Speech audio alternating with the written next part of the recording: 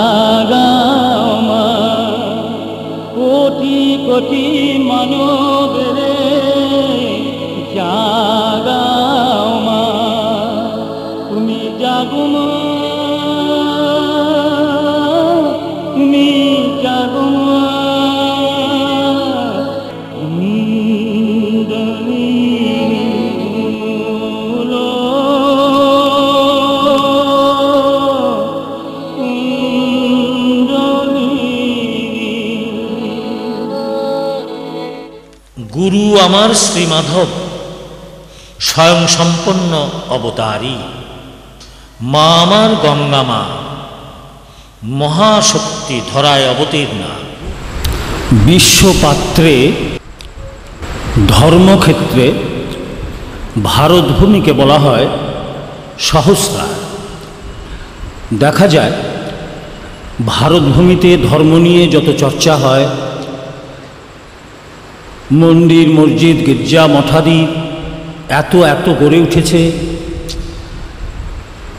বিভিন্ন সময়ে অবতারকল্প পুরুষ এত এত আবির্ভূত হয়েছে যে বিশ্বের অন্য কোনো ভূমিতে এর নজির পাওয়া যায় না। আগামী রথ দ্বিতীয়া তিথিতে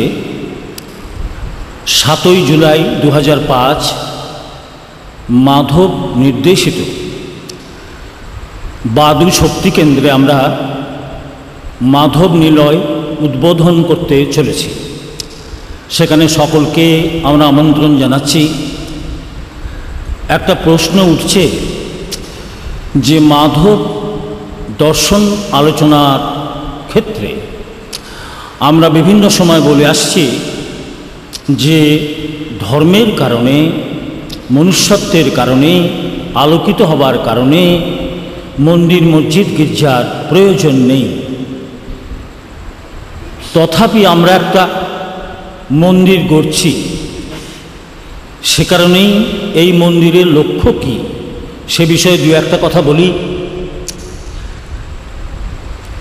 এই মাধব নিলয়ের লক্ষ্য হল বিশ্ব মানবকে জানানো, বোঝানো এবং মানানো যে ঈশ্বরের সৃষ্ট যেই মানব দেহপাত্র, এর থেকে উৎকৃষ্ট মন্দির বিশ্বে আর কিছু নেই। মনকে গুরু নির্দেশিত পথে এই দেহপাত্রে যদি সংশোধন করা যায়, তাহলেই মানুষ তার মনকে দিয়ে সত্যের মান ধরাতে পারে। মন যদি সত্যের মান ধরতে পারে, তাহলেই মানুষের ধর্ম মনুষ্যত্ব সে জাগ্রত হতে পারে। জাগ্রত মনুষ্যত্ব সত্যের অভেদ সত্তা। সুতরাং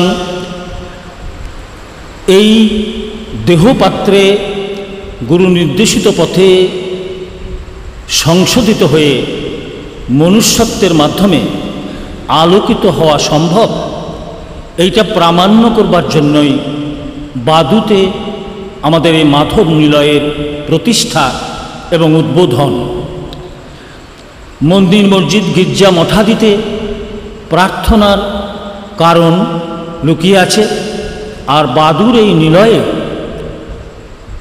আলোকিত হবার যে শক্তি সেটা লুকিয়ে আছে। আমি যে বক্তব্যটা রাখলাম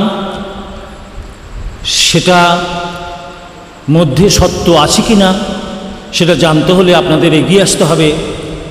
সকলকে আমি আগাম আমন্ত্রণ জানিয়ে রাখছি, আপনারা আসুন, দেখুন এবং আমার বক্তব্যের সততা যাচাই করুন, তাহলেই আমাদের এই উদ্যম সার্থক হবে। ধন্যবাদ, নমস্কার।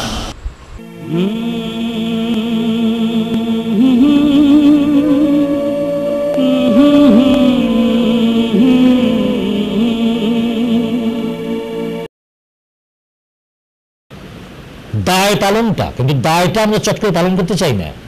তাই তিনি বলছেন ত্যাগ করতে বলছি, তুমি কি ত্যাগ করবে? আমি যে তোমাকে দিয়েছি সেটা ত্যাগ করতে বলিনি তোমাকে। তোমাকে আমি ক্ষুধা দিয়েছি, তুমি ক্ষুধা ত্যাগ করে বাঁচতে পারবা? পারবে না। আবার ক্ষুধা না লাগেনি তাও খাচ্ছ, তাহলে তুমি সুস্থ থাকতে পারবা? পারবে না। ছেলেমেয়েরা মা বাবা খাইয়ে দিয়েছে, স্কুলে যাচ্ছে, হঠাৎ দেখি লাইন। কিসের লাইন রে বাবা? স্কুলে যাওয়ার আগে ছেলেমেয়েরা এবারে টাটকা স্নান করার রয়েছে, লাইন কেন? বলে ফুচকার লাইন, ফুচকা খাচ্ছে বসে বসে। মানে না, এই যে অতিরিক্ত যে লোভ লালসা, জিহ্বাকে চরিতার্থ করবার ইচ্ছা, এগুলোকে ত্যাগ করতে বলেছে। তোমার যা কিছু অতিরিক্ত তাকে ত্যাগ করো। তোমার যা তাকে ত্যাগ করবে কেন? কারণ না, কি বলো, তুমি বিয়ে করেছো ঈশ্বরকে সাক্ষী করে 7 পাক ঘুরে, হ্যাঁ, তাকে তো ত্যাগ করতে বলে নাই, তুমি আবার আরেকজনকে বউ করে রাখছো, তাহলে ত্যাগ করতে বলছে। সত্যি কথাগুলো বলি, কলিযুগে যা আছে ভাই কষ্ট করে বলে দেওয়াই ভালো। এ দিনের নাম, এ কালের নাম, এ যুগের নাম, সর্বযুগের নাম।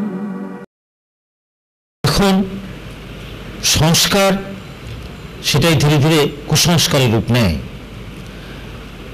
ঈশ্বর পথে যাবার কারণে আমাদের এই পুয়াদি, আমাদের ভোগ বাসনা ততটা বাধা নয় যতটা বাধা সংস্কার এবং কুসংস্কার। সংস্কার এবং কুসংস্কারকে জয় করে যথার্থ সত্যভাবের মধ্যে যে সত্যের অনুসন্ধান করা বড় কঠিন। আমার মনে হয় সে কারণে মাধবের আবির্ভাব। দেখো, আমরা যারা নিত্য মাধবের সঙ্গ করছি, শুনলে অবাক হবে, আজ পর্যন্ত বিশ্বে কোথাও এটা হয়েছে কিনা আমার জানা নেই।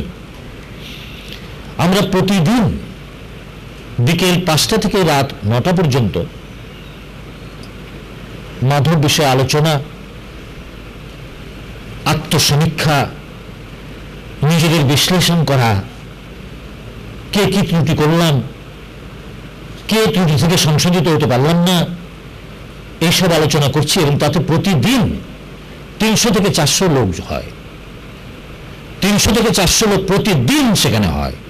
এবং এই যে তুমি মাধুরীর বাড়িতে এসছো, ও তো সেই জিপিওতে চাকরি করে ওখানে চলে যায়, ওখান থেকে বেরোয় 9টা 9:30, এদিকে বিমানন্দিত 11টা 11:30 খালি রাস্তায় চক্কর দিচ্ছে যে এত রাত কি করে হচ্ছে।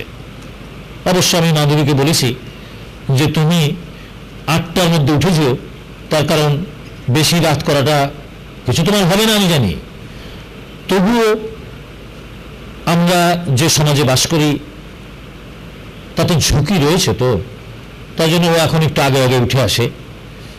কিন্তু দেখো, একটা মানুষ সে বাড়ির সব কর্তব্য পালন করে, অফিসে চাকরি করে, সেই আমাদের যে আলোচনা চক্র বা আলোচনা সভা বা আলোচনা যেখানে হয় বা যেখানে একটা ভাবের আদান প্রদান হয়, সেখানে অ্যাটেন্ড করে বাড়িতে আসছে, কিন্তু যতটা ক্লান্ত, যতটা শ্রান্ত হবার কথা তা কিন্তু সে হচ্ছে না।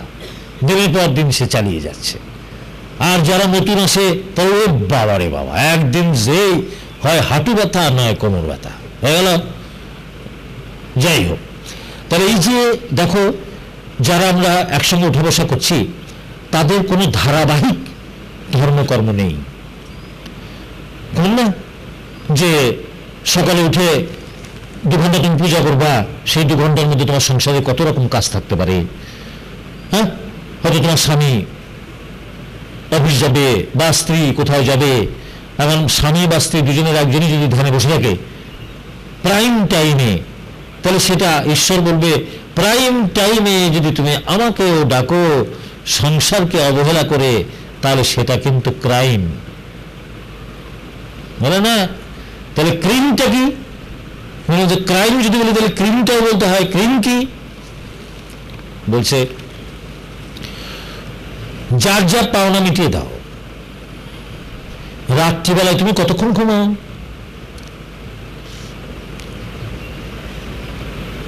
4 ঘন্টা ঘুমালেই তোমার ইন্দ্রিয়াদি যা রেস্ট পায়, তাতে তুমি আবার তাজা হয়ে সকাল উঠতে পারো।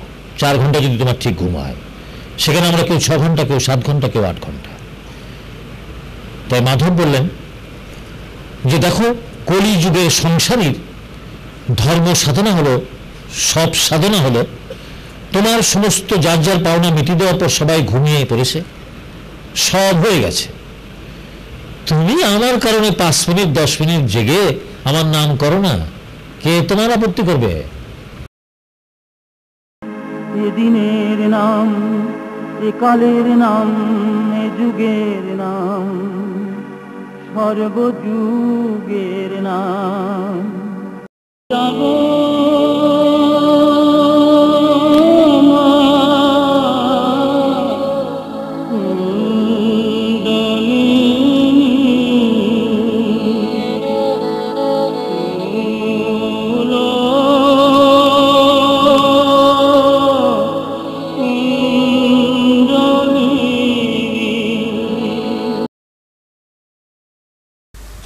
গুরু আমার শ্রীমাধব স্বয়ং সম্পন্ন অবতারী, মা আমার গঙ্গা মা মহাশক্তি ধরায় অবতীর্ণা হয়ে করুণাবারী। জগতে ঈশ্বর বিরাজ করছেন সচ্চিদানন্দ রূপে, সৎচিৎ আনন্দ। স্বস্বরূপে সচ্চিৎ আনন্দ আজ পর্যন্ত বিশ্বাস নেই। সৎ এবং চিতি আনন্দের প্রকাশ করতে পারে। তাই তো এখানে মাধব বলেন সৎ, নীলাঞ্জন হলো চিত, দুইয়ের সংযোগে আনন্দ। এই জন্য মাধব নীলা।